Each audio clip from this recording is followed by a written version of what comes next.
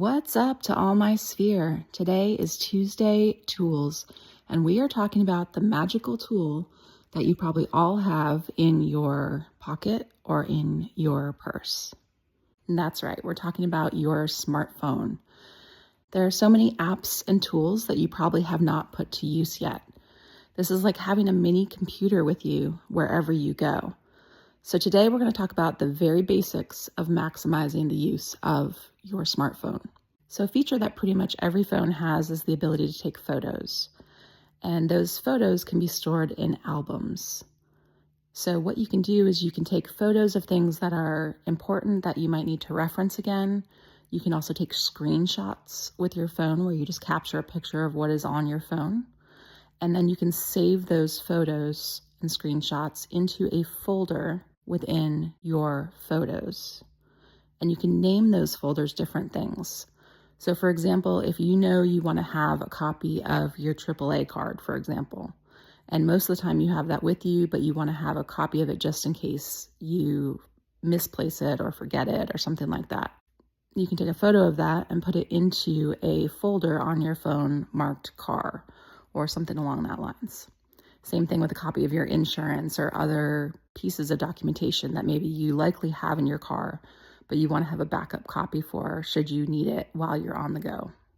Now, anything you store in a folder on your phone, you want to make sure is something that's not super sensitive. If it's a super sensitive type of document that you want to store, then I would recommend putting it in a backed up, password protected, secure site on the cloud, just to make sure that you have that extra level of security in case your phone were to get lost or hacked or something else. The next tool I want to talk about is the notes section on your phone. So we all have a million things that we're trying to keep track of. And as a single parent, you know that you are going from one place to another, trying to keep track of schedules and meal planning and everything else you could possibly think of. So the notes section of your phone is one way to be a backup brain or a second brain for you, so you don't have to maintain all of that information in your head. So what you want to do is you want to, again, set up folders if you want, or at least set up different pages, different notes that have a specific title that you can pin to the top of your notes section.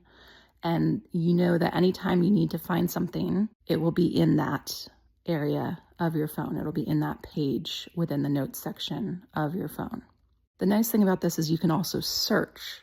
So at the top of your notes section in your phone, you can enter keywords and it'll help you find notes that you've taken in the past on those topics. So for example, one of the things that we don't have to do very often, but need to probably have at times, is measurements on our kids. How tall are they at any given point? How much do they weigh? What is their, waist size or other key points so that we can order an article of clothing off Amazon or some other online site. Or maybe we're signing up for a sports team and the organization that's dividing up the teams is trying to make them fair and they want to understand how big a given child is in terms of height and weight so that they can balance the teams out and make them as even as possible. So all of those things are things you might need to do in the moment, maybe while your kid is at school, and you don't want to have to wait until they come home and you can physically measure them again and make everything perfect. So if you have a good idea of what those measurements are, or at least have a somewhat recent measurement that you can refer back to, that will really help a lot in terms of making your life simpler and knowing that you have the information available at any given point in time. It's also a nice way to have sort of some history of watching your kid grow. Most of us have probably some level of a height chart, so that's really great too, but you may not always have that on you. So again, if you're trying to order a costume or order some additional school clothes or something like that, even shoe sizes, if you have their shoe size written down, that can be helpful too, because we all know once they start wearing those shoes, sometimes you have a really hard time seeing what their actual shoe size is after they've worn through a lot of the print on that tag on the inner part of the shoe. And let's not even talk about how stinky these shoes get so quickly. So having at least an idea of where you were at before can be helpful in case you have to order something online and you're trying to get close to what you think is the right size so that you have fewer returns and it makes your life easier overall.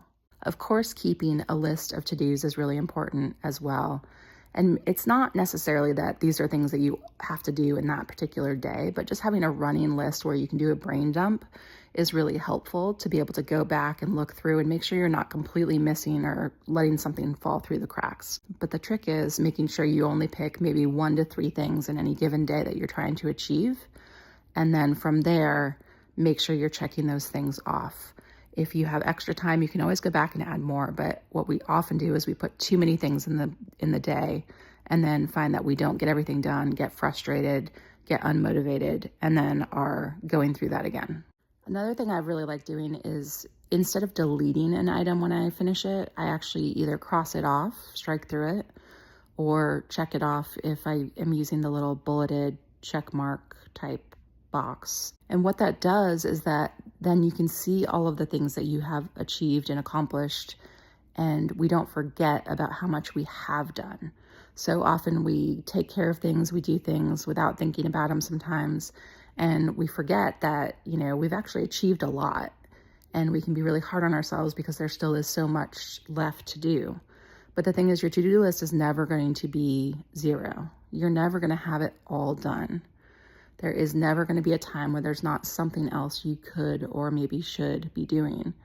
So we have to set a new bar for ourselves about what done looks like and allow ourselves to see how much we have accomplished so we can feel good about the progress we're making and allow us to have reasonable goals and a reasonable bar set for what we're going to do in a given day.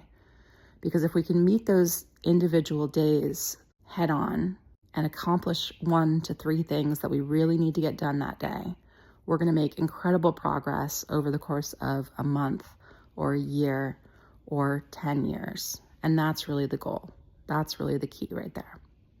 Another tool that it took me probably way too long to start adopting is the wallet. So the wallet is actually a great place where if you do any kind of a event ticket or a plane ticket, boarding passes, things like that, you can save those to your wallet and then you have them all in one spot. It's really easy to pull them up and just flip through them as you're trying to check into the event or board the plane. And that is definitely something that makes it a lot easier to navigate, keeping track of everything. And then my final quick tip for you is to set up different email accounts for different purposes. So we all get way too much spam email and it's hard to go through and unsubscribe to everything and, make sure that you're capturing only the things that are super important. So what I would suggest is set up an email. You can do this on most of the, free email servers, but set up an email that has a specific purpose. So maybe one that you give to any kind of a marketplace where they're going to send you promotional materials and things like that. And then that way, that everything in there is not important, quote unquote, but you have easy access to it should you need it, or should you want to go look for a deal on something that you need to buy. And that way you can just go in there and mass delete when you don't need those pieces without having to search by each vendor or without having to manage a bunch of other clutter in the middle of that. I would also suggest that you set up a separate email specifically for school, because school sends a large number of emails now in this day and age. So much of this is going back and forth. There's, weekly newsletters about what the kids are doing or what homework they have or other things that they're working on, as well as just notices from the school in general. And so you want to make sure you don't miss those things. And so if you set up a separate email account, you can know that that is the most important stuff that you need to make sure you keep tabs on, and you're not trying to search through your email to find information from a teacher or from something that's coming up at school that your kids are talking about, and you're trying to figure out what in the world are they talking about. So set up those different email addresses, and that will really help you keep everything aligned and not have to worry about having so many different things in the same account. Your phone will let you do all email boxes. So if you set up your phone right, you can actually have a way to view everything in one place. But if you want to just view an individual email box, you can do that as well. I hope these tips have helped. I hope it gives you something to think about. There's certainly so many more that we'll get into at other times, but start using a couple of these basic tips to help organize your day and organize your thoughts. And I think it will really help change how you function throughout the day.